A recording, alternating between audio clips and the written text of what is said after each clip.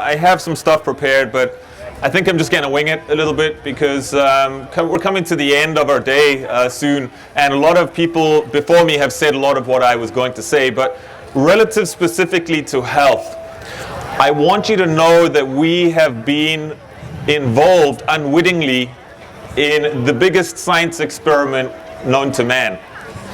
This has taken place over the last 20 years.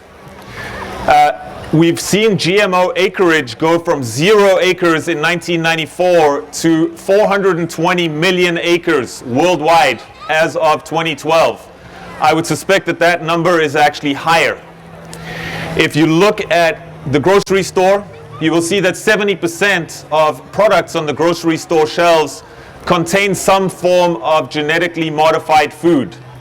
Usually the form of soy and corn, since it's added to pretty well everything.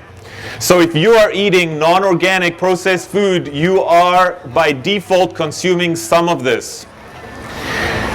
Now, when it comes to health and GMOs, here's the scoop. There are no human studies on GMOs. Why?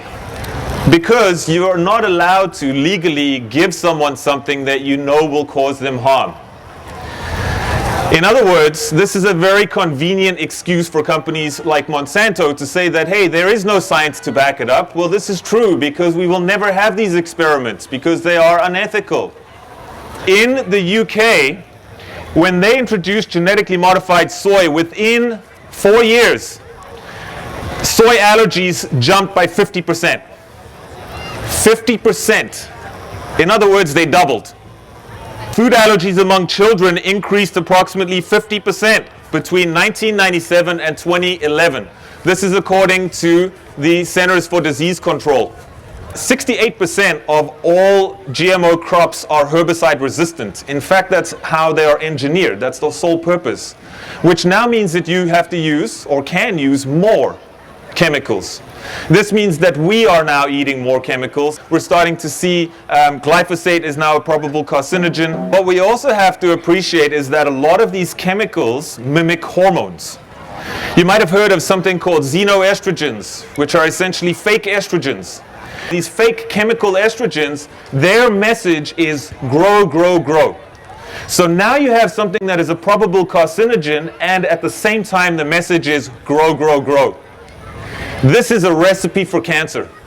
The other negative side from that is that you also start creating antibiotic-resistant bacteria in the body. All right, drug-resistant bacteria in the body. And as time goes by, we now need stronger antibiotics, we need stronger pesticides on the farmer's field, stronger herbicides, and so on and so on. And essentially we're engaging in a war with no end.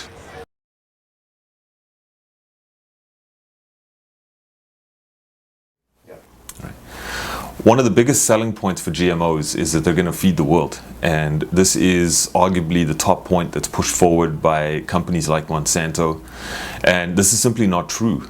Even right now at this moment, there's enough calories to feed everyone on this earth and provide them with 3,000 calories per day.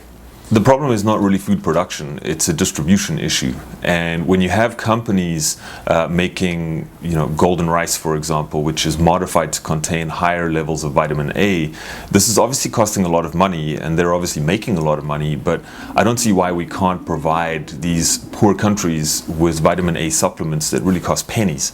It's going to correct the deficiency way faster and get the problem done without some of the other negative consequences that we've discussed previously.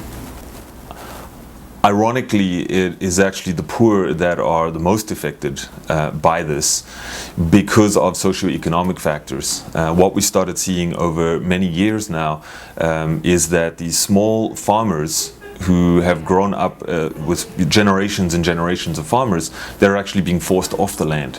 And this has a lot to do with higher seed prices, patented seeds, terminator seeds, and so forth, which are being sold by these companies. Beyond the health effects that I've discussed previously, there are a number of profound environmental effects as well. Perhaps one of the biggest ones is that of genetic pollution, where we have a couple of scenarios play out. One is that pollinated seeds blow over into neighboring fields, which might very well be organic. We also have a situation where there's a disruption of natural flora. And what this is genetically modified pollen cross-pollinating with natural species out in the wild. Really, we're opening Pandora's box with this, and there is no way to control it. The other big environmental issue is the increased use of pesticides. And what started to happen is that as we've used more and more chemicals, bugs have become resistant, which in turn leads us to use more chemicals. And this, of course, gets into the waterways and so forth. Along with that, we have been promised higher yields, and this is just not the case. Now that we've had 20 years plus to look at this, we've actually seen that on average, genetically modified yields are anywhere from even to 4% less than organic counterparts. I think for me personally, perhaps one of the most disturbing facts about genetically modified organisms is the fact that once we have changed those genes, there is no way to change them back. When we talk about chemicals and poisons in the environment and so forth, these substances are essentially inert, which means that we create them, they land up in the environment and they circulate. And yeah, sure, there's a lot of negative effects from that. But with genetically modified plants, we actually have a living organism, something that's able to replicate and reproduce. And once again, we're opening up Pandora's box, and no one can honestly say where the road is going to take us. GMOs were attempting to fix a perceived problem of food shortage and food production with a very short-sighted and downright risky approach. 20 years in the big scheme of things is not long enough to see what happens across multiple generations.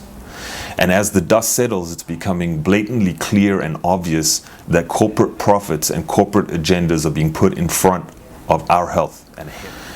It is said that what we do to the earth, we do to ourselves. And with new research on ecosystems and the human microbiome, what we're starting to understand is that when you remove one species or one species becomes extinct, the whole colony or the whole organism is really affected. If you coupled that with the toxins or the chemicals that are being added to genetically modified foods, it's really a recipe for disaster. And we're starting to see the collapse of local ecosystems. We're starting to see now that in human beings, ingesting these chemicals with antibiotic properties and so forth is actually disrupting our own microbiome or bacteria balance. And this is starting to have profound influences and effects on us as time goes by. The more and more research that comes out, the more and more cancers and chronic disease and so forth that we're starting to manifest. I can't stand here and say that genetically modified organisms are the sole cause of all of that, but one has to wonder about the impact that they're having and the contribution that they're having towards us. I feel so proud and so honored to be a part of this movement, and this year's non-GMO March Against Monsanto rally happened in over 400 cities.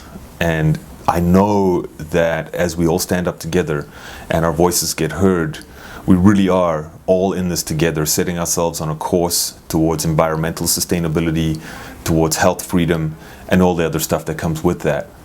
So I guess the final message here is really let's keep at it, let's go for it, and let's make this happen.